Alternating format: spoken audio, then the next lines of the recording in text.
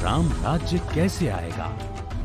जब मेरे दिल में सर्व के लिए निस्वार्थ प्यार होगा, तब इस धरा पर राम राज्य आएगा।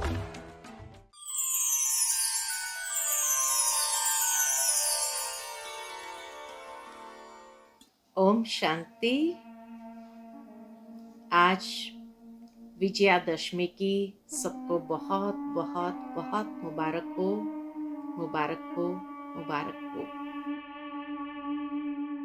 विजयादशमी कहो या दशहरा करो, भारतवासियों के लिए दशहरा के दिन को बहुत शुभ दिन माना जाता है। कोई भी शुभ कार्य करना होता है तो आज दशहरा के दिन करते हैं। सारा दिन के लिए ही कहा जाता कि बहुत शुभ मुहूर्त है,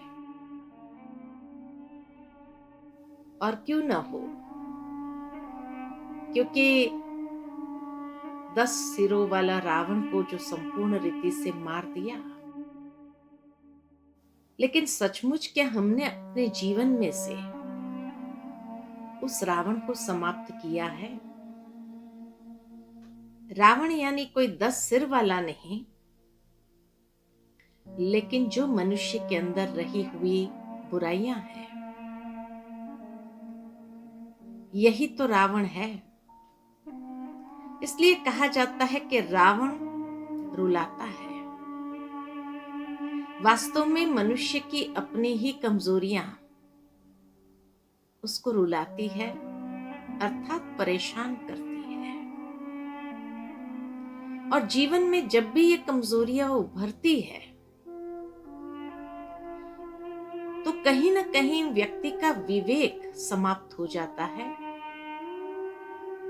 और तभी उसको जीवन के अंदर परेशानी का अनुभव होने लगता है। इसीलिए रावण को दिखाते हैं शास्त्रों के अंदर कि रावण कोई असुर नहीं था, ऋषि पुत्र था, ब्राह्मण था।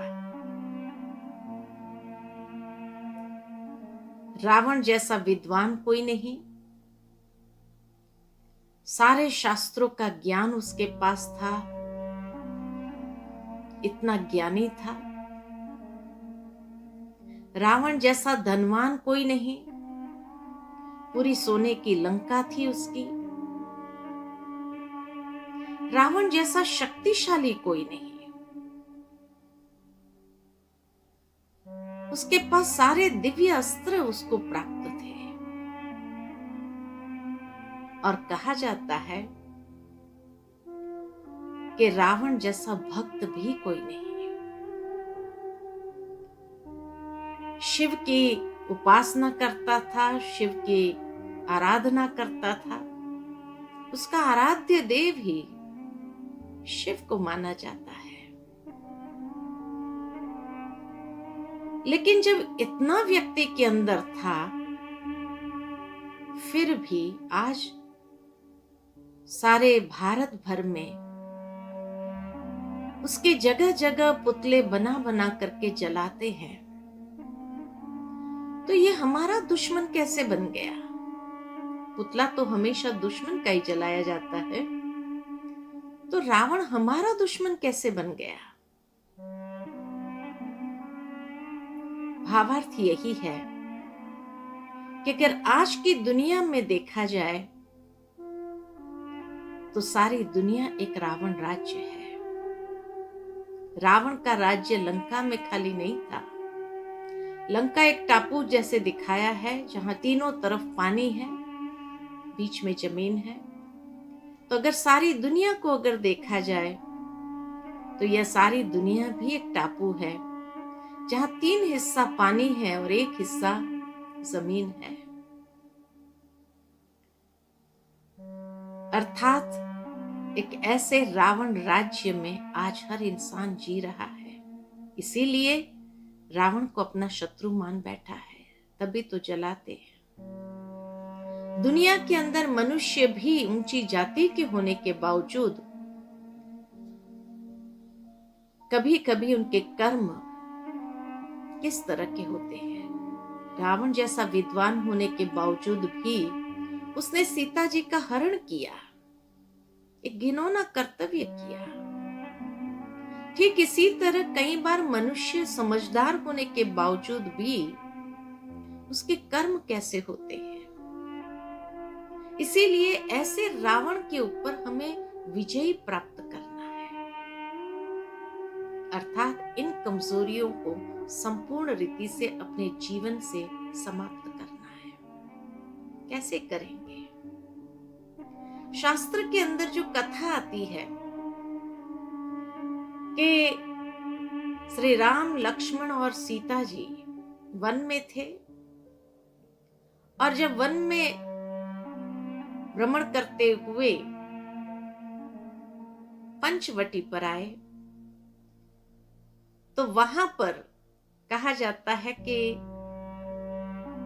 रावण की बहन आती है उन्हें अपने तरफ आकर्षित करने के लिए। जब लक्ष्मण ने उसका घोर अपमान कर दिया, उसका नाक काट के, तो वो जाती है रावण के पास और कहती है मेरे अपमान का बदला जरूर लेना चाहिए। रावण ने भी सोचा कि अच्छा, मेरी बहन का अपमान कर दिया तो उसका बदला तो जरूर लूंगा। और बदला लेने के लिए वो मारीच का सहारा लेता है, अर्थात धोखे का सहारा लेता है। उसको स्वर्ण हिरण बन करके सामने जाने के लिए कहते हैं। और जब सीता मैया आकर्षित हो जाती है उस सोने हिरण के पीछे, तब वो राम से विनती करती है कि मुझे ये हिरण ला करके दो। राम जाते हैं उस स्वर्ण हिरण के पीछे, और उसको पता था कि ये एक धोखा है, लेकिन जरूर है कि सीता जी जब आकर्षित हो गए तो मानना कहाँ था उसको। यहाँ प्रैक्टिकल दुनिया के अंदर यही बताया गया है कि आज की दुनिया में भौतिकता इतनी चरम सीमा पर है, और ये भौतिकता जब चरम सीमा पर पहुंच जाती है तो अनेक प्रलोभन मनुष्य के सामने आते हैं। तो आत्मा रूपी सीता अनेक प्रलोभनों में फंस जाती है, और तब कहीं न कहीं वो परमात्मा राम से ही विनती करती है कि मेरी ये इच्छा पूरी करो। अर्थात जब हम कोई न कोई प्रलोभन के पीछे आकर्षित हो जाते हैं, वो प्रलोभन एक प्रकार का धोखा होता है, माया होती है, और उस माया को प्राप्त करने के लिए हम परमात्मा राम से विनती करते हैं, उनको पूरा करने के लिए आग्रह करते हैं। और इस तरह हम अपने विवेक शक्ति को, अपनी बुद्धि को परमात्मा राम से जुदा कर लेते हैं। परमात्मा राम तो उसको पूरा करने के पूरी कोशिश में होते हैं, लेकिन जो माया है, धोखा है, उसको कैसे पूरा कर सकेंगे। कहा जाता है मारीच को जैसे ही मारा श्री राम ने, तो दूसरा धोखे को वो अपनाता है कि वो लक्ष्मण को पुकारता है, लक्ष्मण। जो आत्मरूपी सीता का मन का लक्ष्य है वो विचलित हो गया, और विचलित होने के कारण सीता लक्ष्मण को भी पीछे जाने के लिए कहती है। मनुष्य का मन ही तो विचलित हो जाता है, भटक जाता है। फिर भी कहा जाता है कि लक्ष्मण एक मर्यादा की लकीर खींच के जाता है, जिसको कहा लक्ष्मण रेखा, और सीता मैया से कहा आप इसी रेखा के अंदर रहना, सुरक्षित रहेंगे, बाहर नहीं निकलना। और तब रावण भी अपना धोखे का स्वरूप लेकर के सामने आता है, एक याचक के रूप में सामने आता है। भिक्षाम दे, भिक्षा की मांगनी करता है। माता सीता उसको देने के लिए बाहर आती है, लेकिन वो कहता है मैं अंदर तो नहीं आ सकता हूं, ये लक्ष्मण रेखा है, इसीलिए आप बाहर आओ। और तब मां सीता ने उस लक्ष्मण रेखा को क्रॉस किया, और जैसे ही क्रॉस किया रावण उठाकर ले गया। भावार्थ ये कि जीवन के अंदर जब हम परीक्षाओं को सही तरह से परखते नहीं हैं, अपने मन को विचलित कर देते हैं, और इसीलिए जो मर्यादा की लकीर हमारी होती है, उस मर्यादा की लकीर के अंदर आत्मा को रहने की आवश्यकता होती है। लेकिन कलयुग है, एक तो प्रलोभन के पीछे मन विचलित हुआ, परमात्मा राम से भी विनती कर दिया हमने, उस मन के विचलित होने से लक्ष्मण को भी हमने अपने पहरे से समाप्त कर दिया, और साथ ही साथ मर्यादा की लकीर को भी जब हम क्रॉस कर देते हैं। दुनिया में कहा जाता किसी को मदद करना चाहिए, जरूर करना चाहिए, परंतु मर्यादा की लकीर में रह करके किसी को मदद करें। लेकिन जब कोई मर्यादा की लकीर को क्रॉस करके मदद करने का प्रयत्न करते हैं, तो जरूर है वो रावण उठा करके ले जाता है। और कहां ले जाता है? अशोक वन में, जहां चारों तरफ सुख सुविधा बहुत थी, लेकिन उस अशोक वन में सीता मैया बैठी थी शोक में। अर्थात के चारों तरफ आज सुख सुविधाओं के साधन होने के बावजूद भी आत्मरूपी सीता शोक में बैठी है, क्योंकि राम से जुदी हो गई। अर्थात परमात्मा राम से जुदाई का अनुभव करते हैं। इसीलिए रामायण के अंदर बहुत सुंदर वर्तमान समय के साथ इसकी भेंट की जाए तो सचमुच हर आत्मा रूपी सीता भौतिक सुख सुविधाओं के बीच में होते हुए भी परेशानियों का अनुभव कर रही है, दुख का अनुभव कर रही है, आत्मा अंदर से तड़प रही है। तब कहा जाता है कि परमात्मा राम आते हैं और आकर के उस रावण को सीता जी को वापस लौटाने के लिए हनुमान जी को भेजा, अंगद को भेजा, लेकिन उसके बावजूद भी जब उसने नहीं लौटाया, तब आक्रमण होता है और उस रावण का खात्मा होता है। लेकिन कहा जाता है कि रावण का एक सर काटते थे तो दूसरा निकल आता था, दूसरा काटते थे तीसरा निकल आता था, मर नहीं रहा था। फिर जब उसको बताया गया कि नाभि में मारो, नाभि अर्थात के जहां से आत्मा की सारी नाड़ियां शरीर के साथ जुड़ी हुई होती है। भावार्थ है कि आत्मा की जो नाड़ी है वो है उसकी विचार शक्ति, संकल्प शक्ति, और जब उस संकल्प शक्ति से उसको समाप्त किया जाए, उस नाड़ी पे उसको तीर मारा जाए, तब जाकर के सारे अशुद्ध संकल्प जब समाप्त हुए